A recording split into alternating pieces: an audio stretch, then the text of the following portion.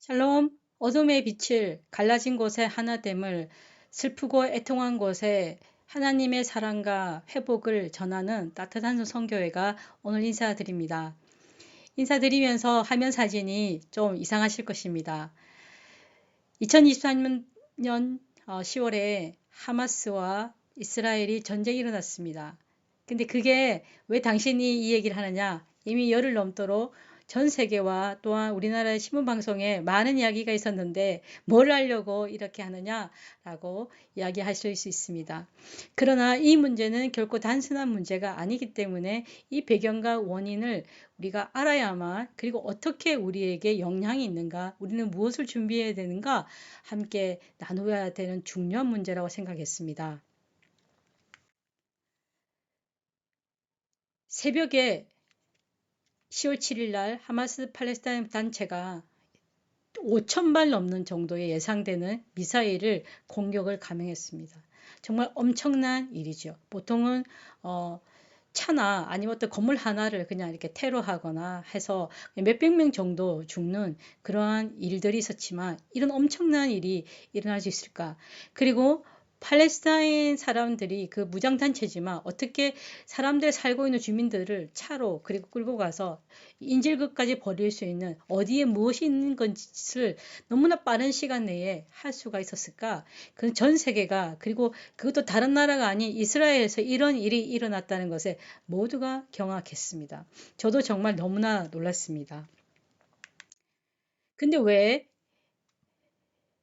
다 알고 많이 떠들고 많이 알고 있는데, 그리고 유튜브 틀면 다 나와 라고 하는데 왜 너가 이 얘기를 해? 전문가도 아닌데 라고 하실 것입니다. 맞습니다. 그래서 고민을 많이 했는데 부족한 머리지만 여러분의 이 방송을 보면서 제가 왜 해야 될까 저도 많이 고민하며 잠시 했습니다.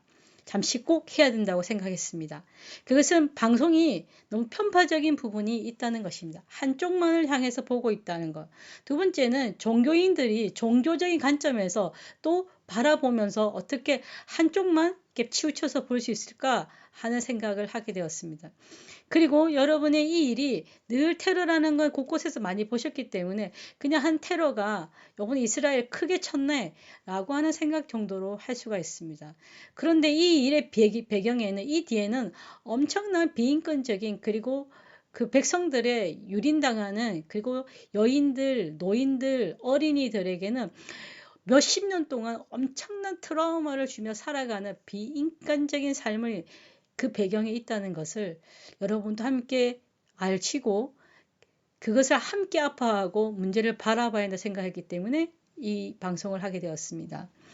그래야만 어떻게 기도해야 될지, 어떻게 바라봐야 될지, 그리고 그리스도인들은 진정한 하나님의 관점이 무엇인지, 그리고 믿지 않는 분이더라도 세계 평화와 인권적인 문제, 그리고 앞으로 우리나라에게도 이런 전쟁이라는 문제가 어떻게 쳐다봐야 되고 어떻게 해결해야 되는지는 이번에 이스라엘과 팔레스타인 문제를 놓고 우리가 바라보며 살펴봐야 되겠다고 생각했습니다.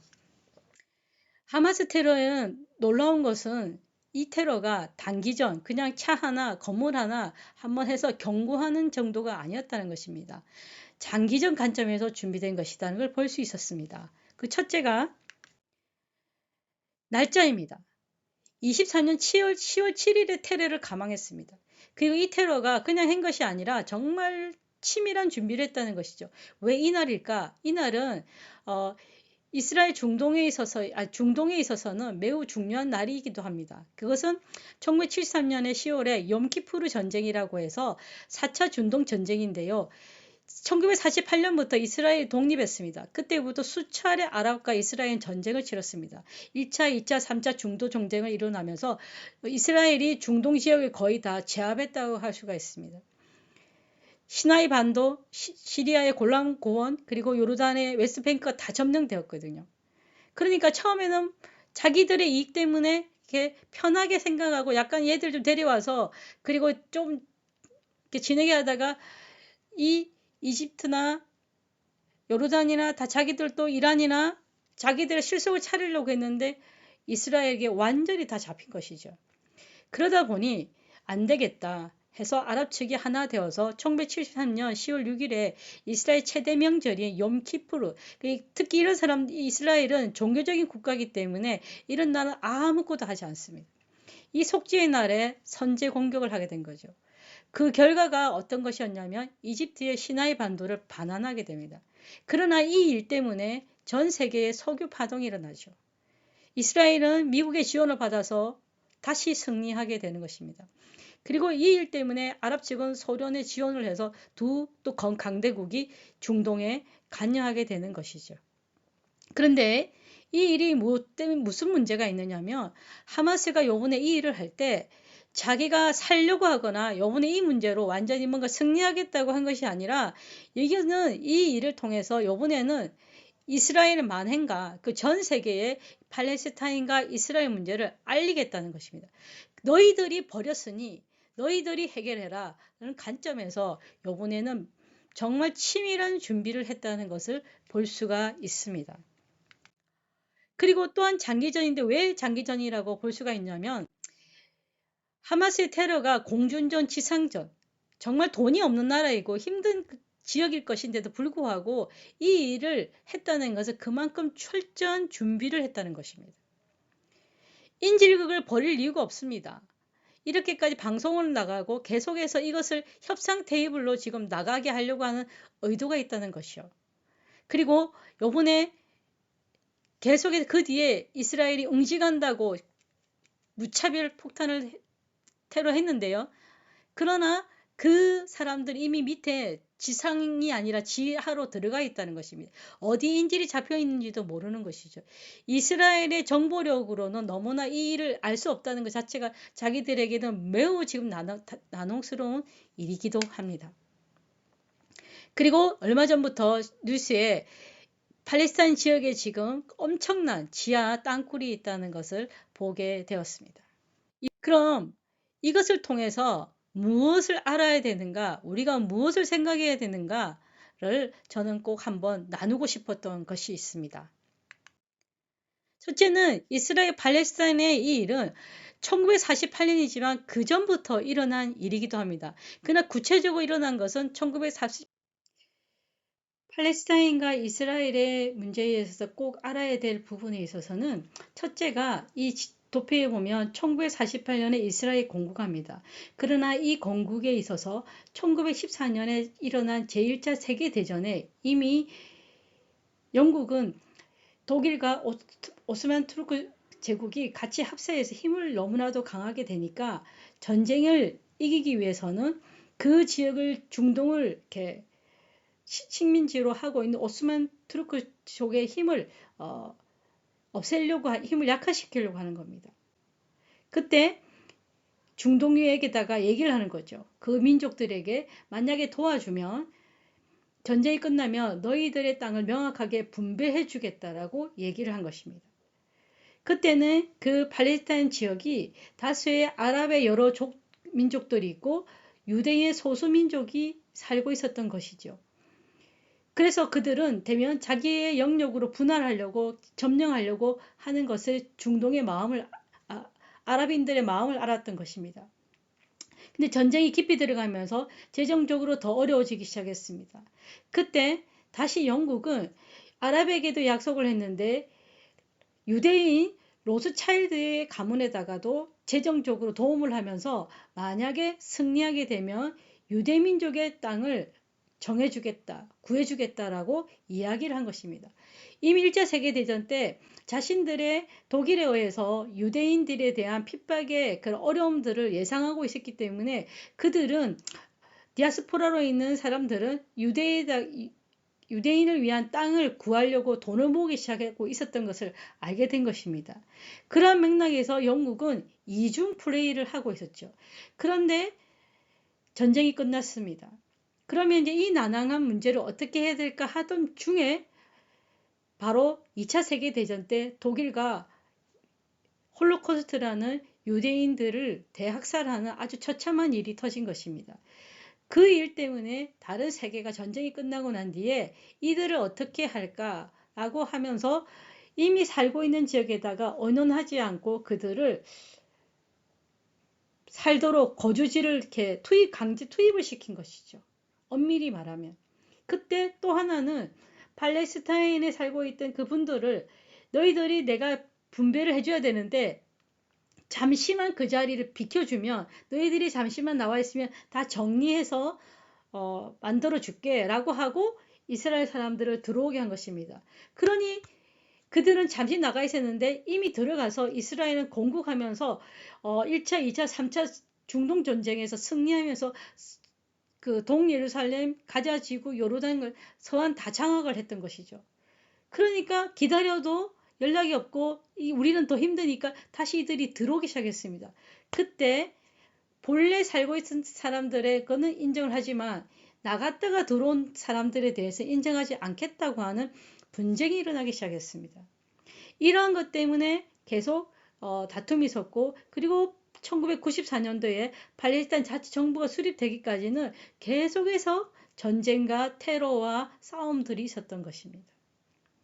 그리고 자치정부가 있지만 그 정부의 그 문에는 이스라엘 사람 땅에 들어올 때는 팔레스타인 사람들은 계속해서 자신의 신분증이나 그리고 통행 그것도 제한을 받으면서 들어오게 되었고 직장이나 다른 모든 학교 교육이나 다 열세한 상황을 겪게 된 것이죠. 이때 2007년도에 투표를 해서 2006년 투표를 해서 하마스가 가자 지구를 장악하게 되는 일이 생긴 것입니다. 이스라엘이라는 나라가 있지만 본래 전체가 팔레스타인과 중동의 사람들 살던 지역이었죠. 그런데 이스라엘 사람들 투입했습니다. 그리고 나니까 전쟁으로 중동 1차, 2차, 3차 전쟁을 일으키면서 4차 전쟁까지 가면서 이미 이스라엘이 거점이 확대되니까 팔레스타인 사람들, 본래 있던 사람들이 가자 지구라는 곳과 예루살렘 중공의 셰이크 자라 정착촌이라고 있습니다. 거기 서안지구라고 하는데 거기에만 살게 되어 있는 것이죠. 너무나 조그맣고 너무나 좁은 곳인 것이죠. 그런데 거기에 본 정부는 가자 지구가 아니라 본래는 서안지구, 셰이크 자라 정착촌에 있는 게 정부가 있었는데 그 정부에 있는 사람들에게 이 사람들이 몇십 년 동안 너무 고통을 받으니까 세계 곳곳에서 도움을 주거나 물자를 주거나 했겠죠. 그런데 이 서안지구에 있는 정부들이 다 부패해가지고 그 물건들은 다 자기들이 쓰고 일반 국민들의 생활에는 들어가지 않았다는 겁니다. 북한에 우리가 정말 힘이 들어서 물자를 줘도 그 북한의 정부인들이나 그 군에는 들어가겠지만 일반 국민들에게는 그 물자가 먹을 것들이 들어가지 않는 것과 같은 상황이 벌어진 것입니다. 그러다 보니 가자 지구와 이 서안 지구에 투표를 했는데 가자 지구에 하마스가 승리를 하게 된 것입니다. 그때부터 하마스가 구체적으로 테러를 더 집행하게 되었습니다. 근데 여러분 잘 보시면 저 큰 땅덩어리에서 지금 이 팔레스타인 사람들이 얼마나 적은 지역에서 살고 있는가를 보셔야 됩니다.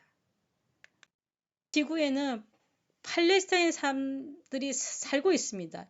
우리는 이스라엘 성지다, 이스라엘이다 라고만 보고 유대인들이라고 하면서 전부 다 강한 나라들만 이렇게 그들이 살고 있는 삶만 보고 있지만 꼭 그들이 그렇게 살아야 되는 걸 생각하고 있지만 본래 원주민이었던 예를 들어서 미국이라는 나라가 있습니다. 그러나 그 나라에 본래는 인디안이라는 원주민이 있었어요.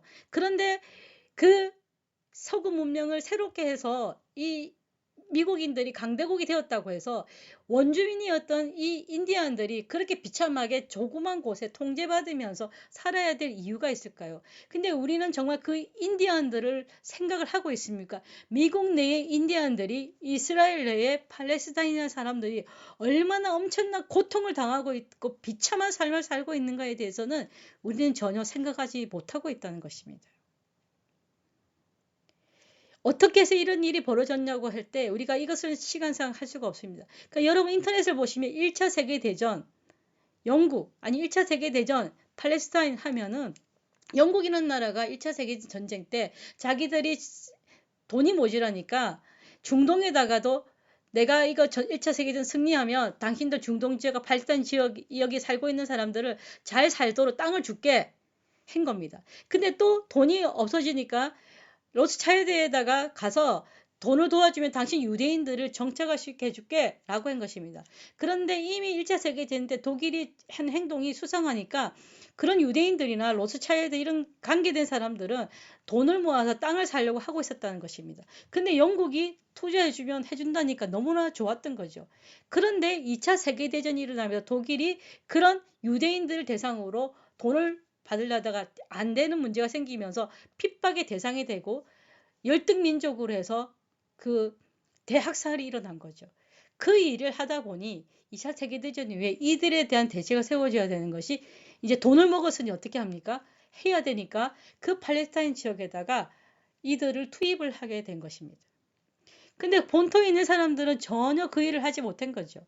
팔레스타인 사람들은 이란이나 이라크나 요르단이나 다 자기들이 얘들 지역에 조금 있다가 자기들 땅을 차지하려고 하는 사람들이었기 때문에 그대로 그 말만 믿고 당해버린 것입니다. 이렇게 비참한 삶을 살 때 생각해보세요. 그 좁은 지역에 190만 명이 살고 있다는 것입니다.